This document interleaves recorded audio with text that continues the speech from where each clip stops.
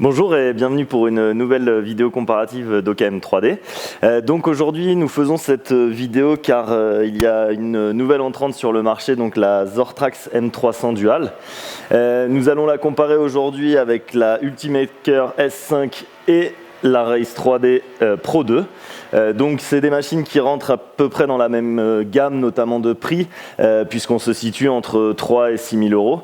Donc toutes les trois sont des machines conçues pour les professionnels, en double extrusion. On est sur des volumes d'impression similaires. Donc ce que nous allons faire, c'est que nous allons faire différents tests, notamment avec du PLA, de l'ABS, du PVA, mais également du nylon. Donc pour vous montrer en fait un comparatif sur ces différentes machines et essayer de déterminer laquelle est la plus adaptée à vos besoins. Donc pour ce faire, on va faire un détail des caractéristiques techniques de chacune des machines et ensuite nous ferons la comparaison de tout cela. Donc nous allons commencer par la présentation de la Zortrax M300 Dual.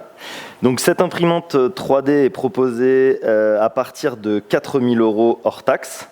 Vous pouvez ensuite évidemment rajouter des options. Donc cette imprimante a un volume d'impression de 265 par 265 par 300 mm, ce qui représente 21 litres. Donc vous pouvez voir ici le volume d'impression.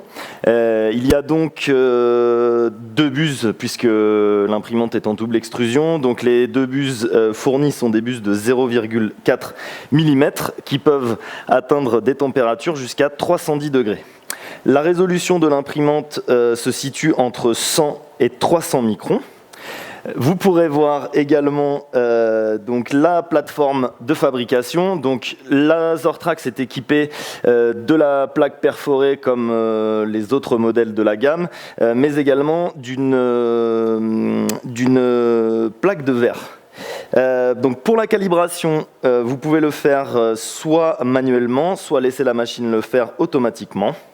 Vous pouvez voir également sur l'imprimante un écran tactile qui est d'ailleurs le même que sur l'Inspire ou la M200+. Au niveau des têtes d'impression, il est donc très facile de les changer. Chaque module est vendu au prix de 110 euros hors taxe et chaque buse pour 8,90 €. La connectivité de l'imprimante se fait donc par Wi-Fi, LAN ou USB. La couverture, le couvercle plutôt d'impression n'est pas fourni avec la machine car il est en option et donc il vous en coûtera 210 € hors taxe pour vous en équiper. Il est également intégré avec un filtre HEPA. Au niveau des filaments, donc ils sont à l'arrière de la machine. Je vous les présenterai un peu plus en détail par la suite puisque nous verrons l'arrière de la machine. Il s'agit d'un filament en 1.75 et il y a une boîte séparée pour le filament support pour le conserver. Au niveau de la sécurité, vous avez une caméra donc que vous pouvez contrôler à distance. Vous avez ce qu'on appelle un run-out sensor pour le filament, ce qui vous permet de savoir si il y a du filament ou pas dans la machine. Une nouveauté, c'est le jam sensor, donc qui vous permet tout simplement de savoir si le filament s'écoule normalement ou non.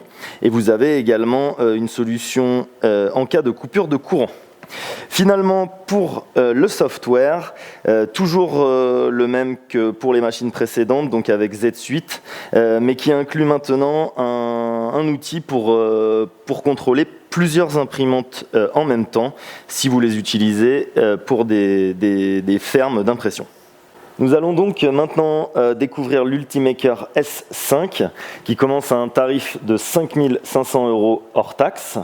Donc il y a sur cette machine un volume d'impression de 330 par 240 par 300, ce qui représente 23,76 litres que vous pouvez découvrir ici. La machine est donc livrée avec deux buses de 0,4 mm, mais vous pouvez également y installer des buses de 0,25, 0,6 et 0,8 mm. La température maximum de ces buses est de 280 degrés et vous pourrez atteindre des résolutions entre 20 et 600 microns en fonction des buses utilisées. Le plateau d'impression est donc un plateau en verre qui peut atteindre une température de 140 degrés. Au niveau de la calibration de ce plateau, elle se fait soit automatiquement, soit manuellement, comme sur Lasertrax. Vous avez également un écran couleur tactile de 4,7 pouces que vous pouvez voir ici. Donc au niveau des têtes, vous pouvez les échanger très facilement, donc simplement en basculant ce capot. Donc un système très pratique, mais pour un tarif de 300 € chacune. Au niveau de la connectivité, on a, comme sur Lasertrax, le Wi-Fi, le LAN et l'USB. Vous avez en option la possibilité de mettre un capot pour un montant de 350 €, ce qui permettra de rendre la machine complètement fermée.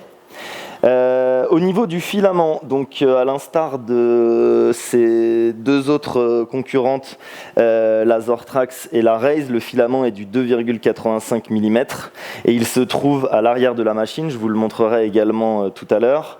Vous pouvez y installer une polybox pour le PVA pour une soixantaine d'euros.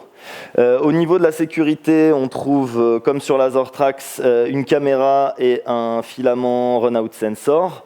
Donc lorsqu'il n'y a plus de filament, la machine vous prévient,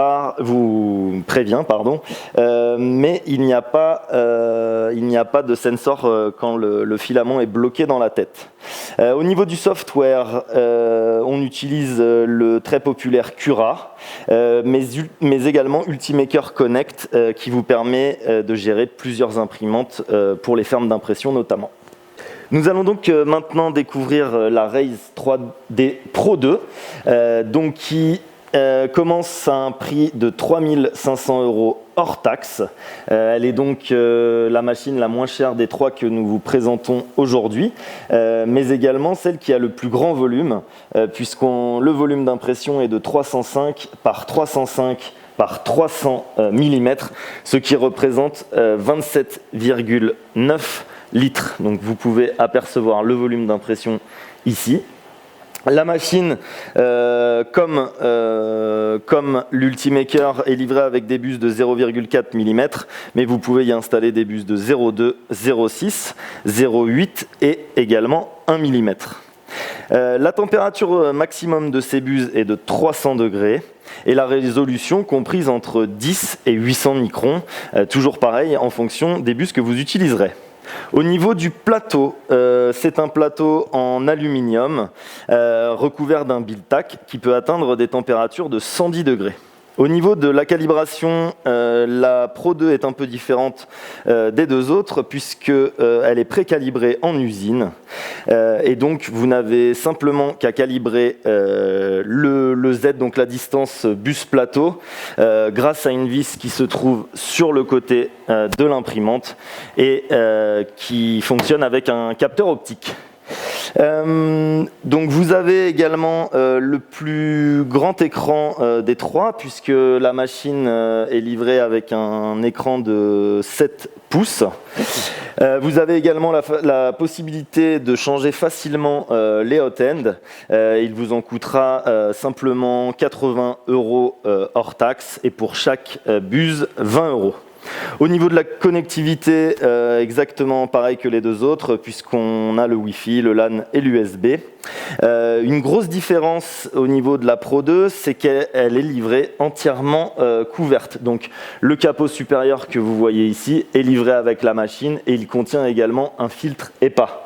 Au niveau du filament, donc comme Lasertrax, on est sur du 1,75 mm. Et la différence avec les deux autres, c'est que le filament est à l'intérieur de la machine, donc ce qui permet de le garder au chaud. Donc là, ici sur le côté, comme vous pouvez voir.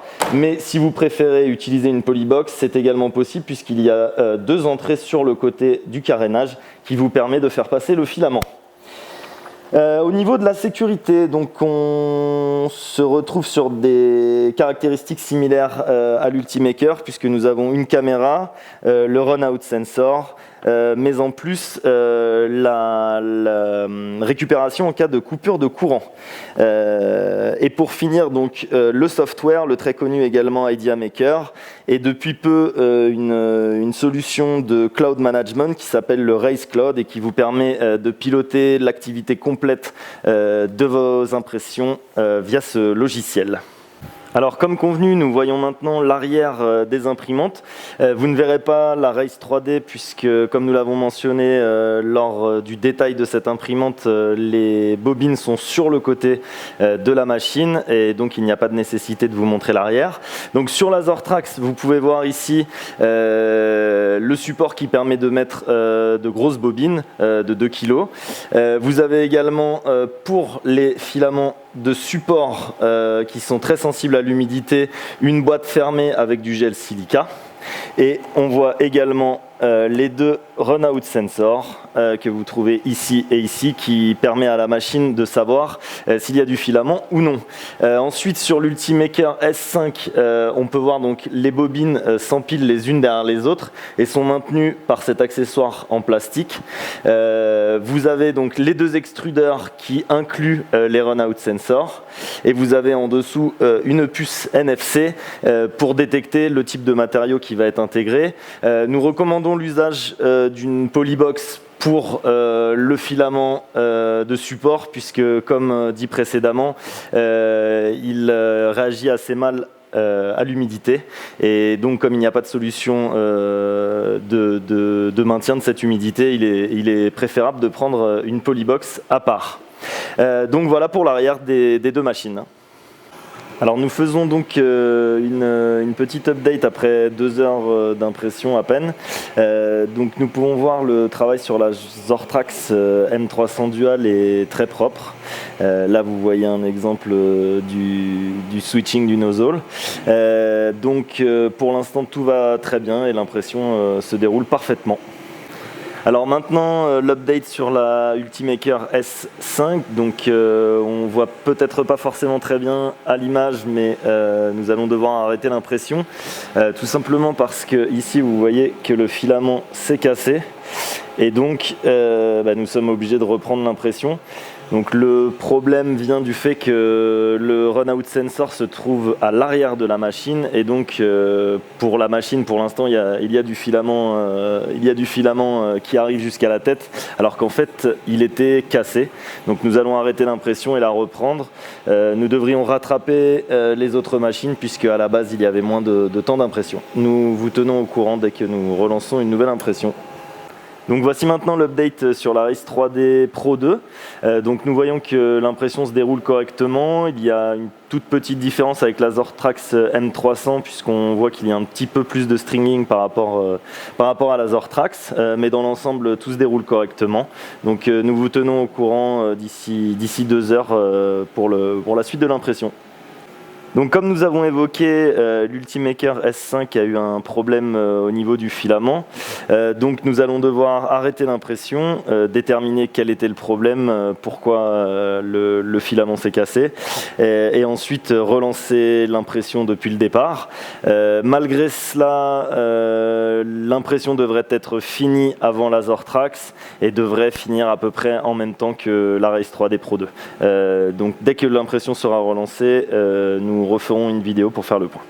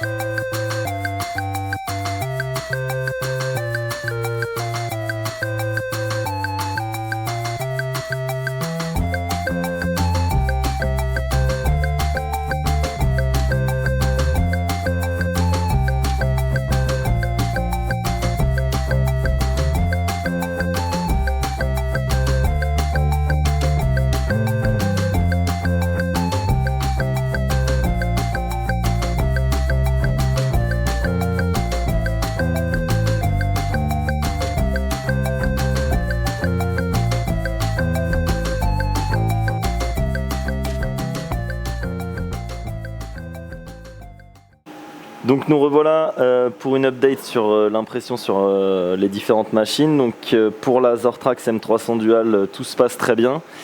L'impression est très propre. Le type de support nous rappelle un petit peu ce qu'on peut retrouver sur certaines Stratasys. Donc pour le moment, tout va très bien. Alors nous revoilà sur les impressions donc avec l'Ultimaker S5. Donc après le premier problème que nous avons rencontré, nous avons appelé un de nos collègues qui a un peu plus l'habitude que nous sur Ultimaker et il nous a partagé quelques trucs et astuces. On a effectivement revu tout le slicing. Donc on est passé à 8h40 sur le temps d'impression. Donc elle reste toujours la plus rapide et maintenant l'impression se déroule correctement, donc pas de problème en vue pour l'instant, donc tout va bien. Retour donc sur la Race 3D Pro 2 avec la double extrusion. Donc sur la Race 3D Pro 2 tout se déroule correctement, la qualité est très bonne, une structure un peu différente de la Zortrax M300 Dual, mais sinon tout est parfait. Donc nous reviendrons par la suite sur cette impression. Donc les impressions sont maintenant terminées, les 3 impressions ont été réalisées avec succès. Nous avons donc eu 11 heures d'impression sur la Zortrax M300 Dual, nous avons eu 8h45 sur la Ultimaker S5 et pour la Pro 2 de Race 3D, nous avons eu 10 heures au final. Les 3 impressions ont été très correctement réalisées. À première vue, nous voyons que sur la Zortrax et sur la Raze, le résultat semble meilleur. Nous allons faire une vidéo d'une vue détaillée de chacune des impressions. Il a été dommage que la Ultimaker ait raté la première impression, mais au final, le temps d'impression reste quand même inférieur aux 2 autres. Donc nous allons maintenant vous montrer le détail de chacune des impressions. Donc voici la vue détaillée de l'impression sur la Zortrax M300 Dual. Donc on peut voir que la qualité de l'impression est très bonne sur sa globalité. On voit également que le support a été très bien réalisé avec le PVA, une structure qui rappelle très fortement, comme on l'avait dit, la structure de support sur Stratasys. Donc une impression de très bonne qualité. On voit que les angles sont également très bien réalisés. Donc vraiment une très belle impression sur la globalité. Le seul petit bémol que l'on peut apporter est qu'il y a un petit peu de PVA, de déchets de PVA sur le plateau, mais ce qui paraît normal sur des impressions de ce type. Donc voici la vue détaillée de l'impression sur Ultimaker S5. Donc on voit que l'impression a été très bien réalisée sur sa globalité. Le support rappelle très fortement celui sur la Zortrax M300 Dual. On peut voir que les angles et les arêtes ont été un petit peu moins bien réalisés que sur la Zortrax, mais sur sa globalité, l'impression est très propre. La tour de transition est un peu différente que sur la Zortrax puisqu'elle est située au fond à droite du plateau, comme vous pouvez le voir ici. Sinon, l'impression a été correctement réalisée sur la Ultimaker S5. Voici donc la vue détaillée sur l'impression de la Race 3D Pro 2. Donc on peut voir que l'impression a été très bien réalisée. La structure du support est un petit peu différente des 2 autres machines. Il y a un petit peu moins de support qui a été utilisé, mais le résultat est très bon. Sur l'impression en globalité, nous pouvons voir qu'elle est très bonne puisque l'état de surface est très bon, les arêtes ont été bien terminées, donc une très bonne impression sur sa globalité. Donc nous venons de mettre les 3 impressions dans l'eau afin de dissoudre le filament de support. Nous verrons approximativement les résultats d'ici 1 heure, probablement plus rapidement sur le modèle de la Race 3D puisque moins de support avait été utilisé. Également le filament était différent puisqu'il s'agissait d'un BVOH à l'instar des 2 autres avec du PVA. Donc nous reviendrons très rapidement pour voir le résultat final. Donc voici une update sur la dissolution du filament de support sur les 3 impressions. Donc comme on peut voir sur la Race 3D, l'avancement est déjà très bon. On peut déjà bouger la partie intérieure. Le filament est presque complètement dissous après à peu près une demi-heure. Sur la Zortrax, on peut voir que la partie intérieure ne bouge pas encore. Il reste beaucoup de support. Je pense que cette pièce va terminer la dissolution en dernier. Et sur l'Ultimaker, on voit que le filament est en train de se dissoudre. On ne peut pas encore bouger la partie intérieure, mais je pense que ce sera bientôt le cas. Donc cette impression devrait être finie en second. Donc nous voici finalement pour la visualisation finale de notre impression de test. Nous allons commencer avec la Raise 3D Pro 2. Donc vous pouvez voir que l'impression globale est très bonne. L'overhang a été bien respecté, même si on peut voir quelques petits défauts sur les faces inférieures. Sinon, les faces, les arêtes sont plus que correctes. Donc une très bonne impression pour Race 3D. Un gros point positif aussi pour le filament OBVH, puisque le support a été dissous en 30 minutes, entre 30 minutes et 1 heure. Donc très positif pour la Raise. Ensuite pour Ultimaker, on est à peu près dans le même cas de figure. L'overhang a été bien respecté. On peut voir encore un peu de brim. L'état de surface est un petit peu moins bon puisqu'on peut voir les layers. Je ne sais pas si vous pouvez le voir à l'écran, mais on les voit un petit peu plus. Mais sinon, les formes ont été très bien respectées. La dissolution du filament a pris à peu près 24 heures pour l'Ultimaker. Pour finir, donc la Zortrax. Donc état de surface impeccable, un peu meilleur que sur les autres. Par contre, on peut voir que l'overhang a été un petit peu moins bien respecté. Sinon, les formes dans leur globalité sont respectées, les arêtes également.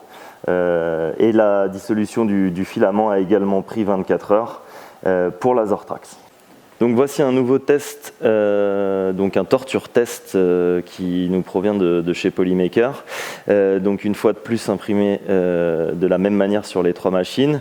Donc en 100 microns avec 25% de remplissage. Donc nous allons voir tout de suite le résultat sur la Race 3D Pro 2. Donc on peut voir que le résultat global est très bon. On ne voit pas de stringing apparent sur l'ellipse ni sur le dessous des sphères. La partie pointue est parfaite. La surface également de la base est parfaite. Donc une impression parfaite. Maintenant, l'Ultimaker. Donc on peut voir que l'impression globale est très bonne. On a simplement l'overhang de la sphère supérieure qui a été un petit peu moins bien réalisé et un petit peu de stringing sur l'ellipse. Sinon, les surfaces sont très bonnes. Donc l'impression est très bonne également. Et donc pour finir sur la Zortrax M300 Dual, donc on peut voir que la partie supérieure a été moins bien réalisée sur la partie pointue, n'est pas droite et on voit également les layers apparaître. Sur les sphères également, la partie inférieure de la sphère a été moins bien réalisée. Du stringing sur les ellipses. Par contre, la partie supérieure de la base reste très correcte, donc une impression moyenne, on dira. Alors je vous présente maintenant une nouvelle série d'impressions donc en nylon. Donc nous avons du nylon pour Zortrax propriétaire, également pour Ultimaker. Et pour Race 3D, nous avons pris un nylon classique PA666. Donc on va commencer encore une fois par la Race 3D. Donc vous pouvez voir que l'impression dans sa globalité est bonne. L'état de surface supérieur et des faces est correct, même si on a quelques petites déformations. Au niveau du overhang, ce qui nous intéresse, on voit qu'il y a un petit peu de stringing, donc rien d'alarmant car il s'agit d'une pièce très compliquée et de filament nylon. Donc une impression plutôt correcte pour la Raze. Ensuite, l'Ultimaker, on est sur une qualité d'impression similaire à la Raze. L'état de surface est très bon. On retrouve les mêmes difficultés aux mêmes endroits. Donc sur le dessous, sur les arrondis, mais également sur les overhangs plats. Ces 4 parties-là sont imprimées, la forme n'est pas forcément respectée sur les 4, mais sur la globalité, une fois de plus, une impression plutôt correcte. Et pour finir, nous avons donc l'impression sur la Zortrax, l'état de surface impeccable. Sur toutes les faces ou sur la face supérieure, sur la face inférieure également. Une fois de plus, aux mêmes endroits, nous pouvons voir qu'il y a du stringing, donc rien d'alarmant non plus, hein, puisqu'il s'agit d'une impression difficile et d'un matériau assez compliqué à imprimer, mais une très bonne qualité dans sa globalité. Donc nous voyons maintenant des impressions en PETG. Comme vous pouvez le voir, il n'y en a pas pour Ultimaker pour la simple et bonne raison que nous n'en avions pas. Nous souhaitions quand même vous le montrer car le PETG et les solutions de support soluble sont une très bonne combinaison, puisque avec du PETG il est assez compliqué de retirer le support si on utilise le même matériau. Donc nous allons commencer avec la Raze. Donc on peut voir que l'impression est de très bonne qualité, toujours du support intérieur, ce qui est un peu différent de la Zortrax. L'état de surface supérieur est bon, inférieur également, celle des faces de même. On peut voir un petit peu les layers. Sans que ce soit problématique, et les arêtes également, on peut voir quelques petits défauts, mais sinon dans sa globalité l'impression est très correcte. Et ensuite pour la Zortrax, donc on peut voir toujours ce support qui est à l'extérieur également, très bonne qualité sur toutes les faces. Et on peut donc voir un meilleur état de surface puisqu'on ne voit pas les layers. Également, les arêtes n'ont aucun défaut. Donc très bonne impression pour la Zortrax M300 Dual. Donc nous revoici pour un des tests que nous avons effectué, donc une fois de plus sur le overhang. Donc cette fois, au lieu de l'ABS, il s'agit du PLA, toujours la même chose, donc sans support et avec un raft. Donc la première impression, il s'agit de la Race 3D Pro 2. Donc nous pouvons voir que la qualité globale de l'impression est très bonne sur le PLA. Nous voyons un petit peu moins de stringing que sur l'ABS. Sur la face du dessous également. Toutes les faces ont un très bon finish. Et le overhang, dans sa globalité, a été très bien géré. Maintenant, l'Ultimaker S5. Donc nous pouvons voir un petit peu plus les layers sur cette impression que sur celle de Raze. Nous voyons que le overhang a été correctement géré, même si la partie inférieure l'a été un petit peu moins. L'impression générale reste de bonne qualité, même si elle est un petit peu inférieure aux autres. Et pour finir, la Zortrax M300 Dual. Donc nous voyons également que la surface générale est correcte. Le overhang a bien été géré, même s'il aurait pu, par exemple, sur ces parties-là, être un petit peu meilleur. Mais sinon, l'état de surface est bon. Nous voyons un petit peu les layers ici. Mais dans sa globalité, l'impression est bonne. Donc nous voici à la conclusion donc de cette vidéo sur le comparatif entre Zortrax Ultimaker et Race 3D. Donc nous allons commencer avec l'Ultimaker. Donc une très belle machine, hein, comme vous avez pu le voir, très bien conçue. La machine utilise quasiment tout le volume disponible, donc elle est un petit peu moins imposante que les deux autres. Tout est bien pensé sur cette machine. L'avant donc des portes en verre, enfin tout est bien conçu, la machine est très jolie. Après, très honnêtement, on attendait un petit peu plus de cette machine puisque c'est celle qui est la plus chère des trois.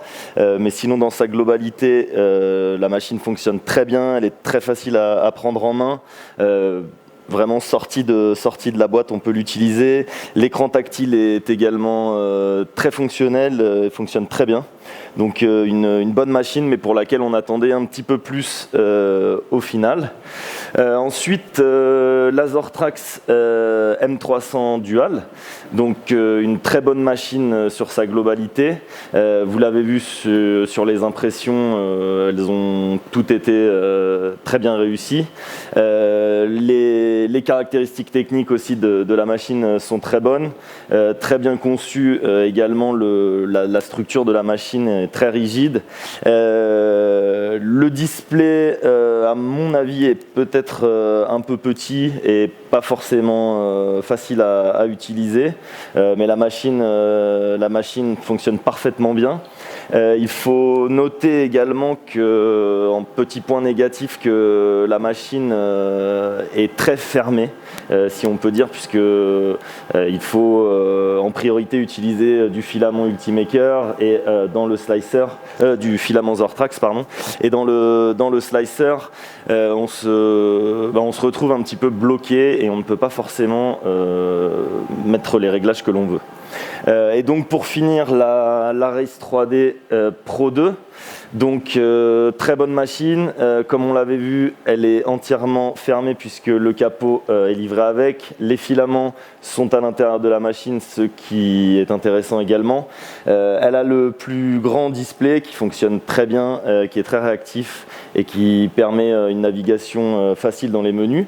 Vous l'avez vu également, donc au niveau des impressions, très bonne qualité puisqu'on est quasiment égal avec la Zortrax sur ces deux machines, mais un plus gros volume pour la Race 3D et un tarif plus intéressant. Donc sur cette conclusion, nous pouvons dire que dans sa globalité, les trois machines fonctionnent bien. Je mettrai un petit plus pour la Race 3D et on attendait un petit peu plus de l'Ultimaker et Zortrax reste fidèle avec une très bonne machine. Donc merci d'avoir regardé cette vidéo de test par OKM 3D.